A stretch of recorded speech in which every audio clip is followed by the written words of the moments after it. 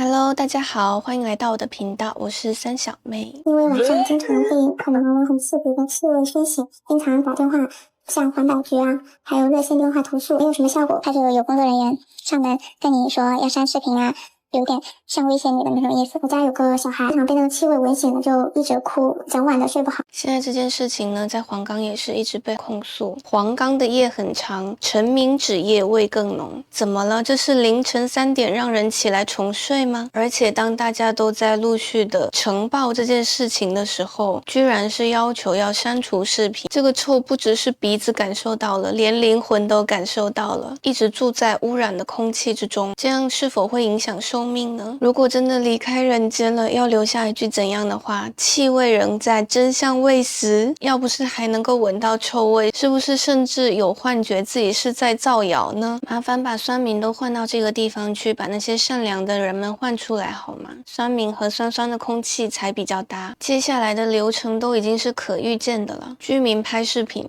这里臭得像在煮屎啊！媒体封号。造谣，文章被删，没啦。人民群众继续曝光，媒体发稿，已经介入调查啦。职场表示符合标准，属于偶发性气味。记者举着麦克风，上面写着某某某电视台，一堆人围着企业主。舆情爆发了之后，对你们企业有什么影响呀？造成了哪些困扰呀？有多不容易呀？当然啊，希望这件事情最后不是这样的走向。您把吃的就是让我把吃的拿出来，2个玉米拿出来，然后袋子也要过于安检，是这意思不？是这意思不？对。啊，行，听你们的。现在是燕山地铁站。我这袋子啊。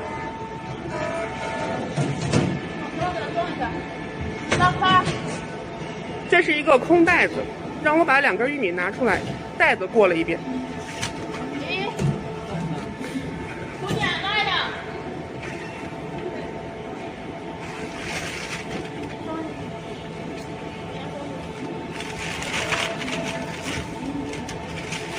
把玉米，救命，好好笑！中国不是一直都在提倡不分裂不分裂吗？那玉米是国家的，袋子也是国家的，怎么可以分裂呢？这个空袋子里到底能装什么武器？这个空袋子里装的到底是什么呢？啊，我懂了，空意味着可以装任何东西，意味着你不可控。这个空袋子本身是一种可疑状态，因为制度信不过人。你不是因为已经做错事而被怀疑，而是因为你的存在就构成了潜在的风险。你要是坚持空袋子我不需要扫，那么你的人权会受到保护，还是你会被贴上不配合、找事、麻烦分子，这点事都不服从的标签？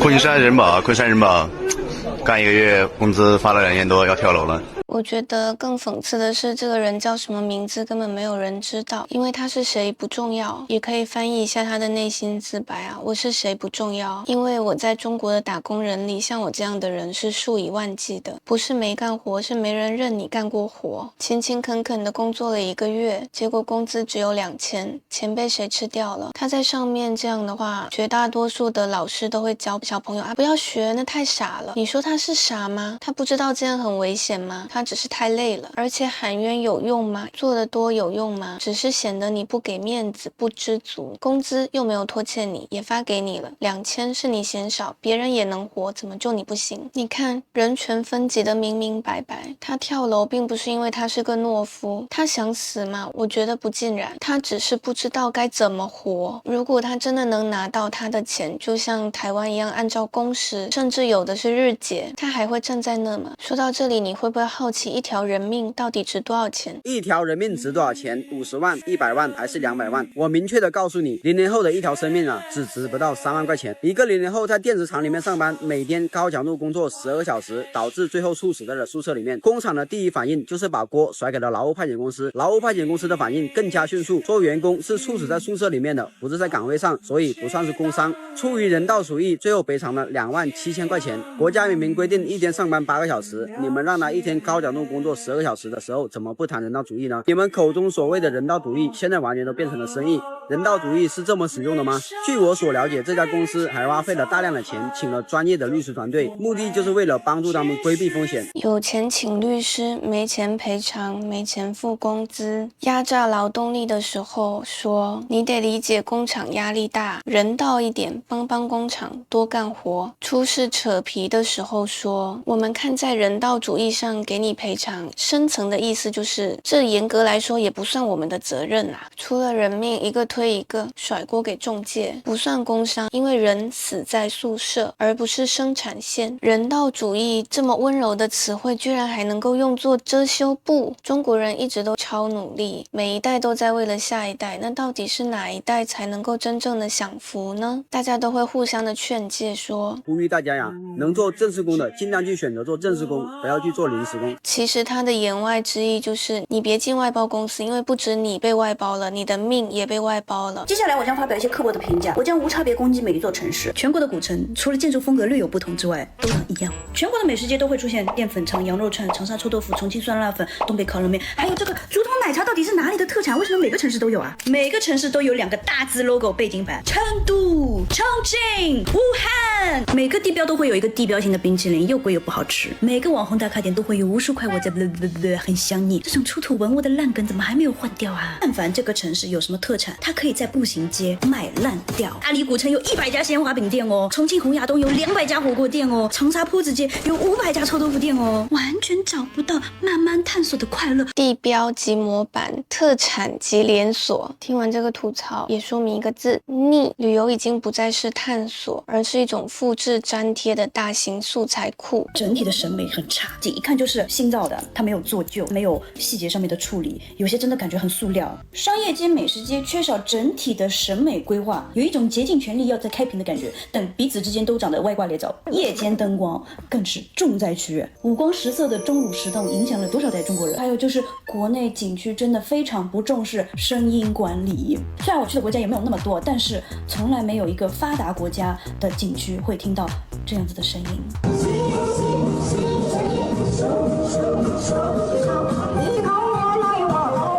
真的很吵，和很多城市他们会有网红酒吧街。哎呀，这酒吧街一条街走下来，我听力折损40%。来看一下评论区其他中国网友的想法，整条街都是统一牌匾，只是字不一样。他提到像日本的话 ，logo 都有自己的特点。百花齐放，做不完的景区电瓶车、直通车，排不完的队。他提到分别排队买票真的好累，可不可以直接一点、贵一点，但是让他轻松一点？这条评论也很有意思啊，他说他只是出来旅游，又不是暴富了，原先100多块的，现在都要卖500、1000。油烟。哦，这个油烟就是游客的2手烟的意思。南京鸭血粉丝汤店多到让我感觉是一种神秘组织，笑死！去长沙看看更夸张，洛阳有1个亿的汉服店，西安也是20块钱一根。这个景区的冰淇淋真的不好吃，还有买了35块一根的，还有人点名长沙包不好玩的。不是有一句话说包好玩的吗？有人说很好吃，另一个人又告诉他去吃了1天拉了8次，确实好吃，色彩五花八门，乱的难看。还有人提到啊，人口要是不足10亿就好了，同一天过节，热门景点水泄不通。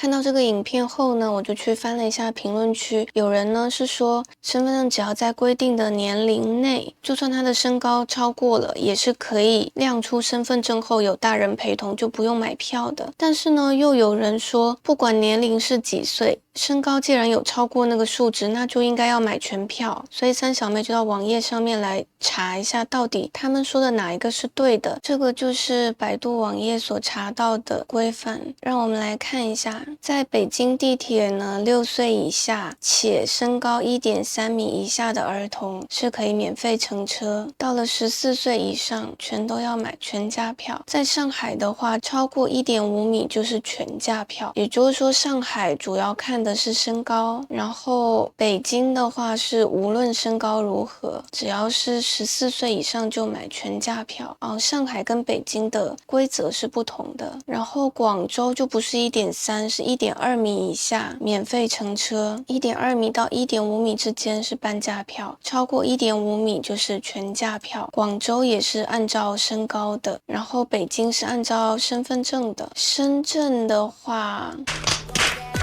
查完了之后，我好像就比较理解为什么这个状况会发生在5·1，因为不同城市对于这个规章制度的定义是不同的。这也是为什么我刚看到评论区有的说身高，有的说身份证，也就是说在闹事的两方啊，他们不是因为素质，他们是因为觉得自己才是对的一方，自己才是占理的一方，所以呢，工作人员狠狠地把他们拦下。在这个世界上啊，有你这种人才真叫可怜。然后母亲又声嘶力竭地喊，亮出身份证，觉得自己是委屈的一方。孩子在一边哭闹。那么荧幕前的你觉得为什么会发生这样的事呢？评论区留下你的看法。好啦，本期的影片就到这边，人生路漫漫，三妹来相伴，记得点赞关注哦，我们下期再见，拜拜。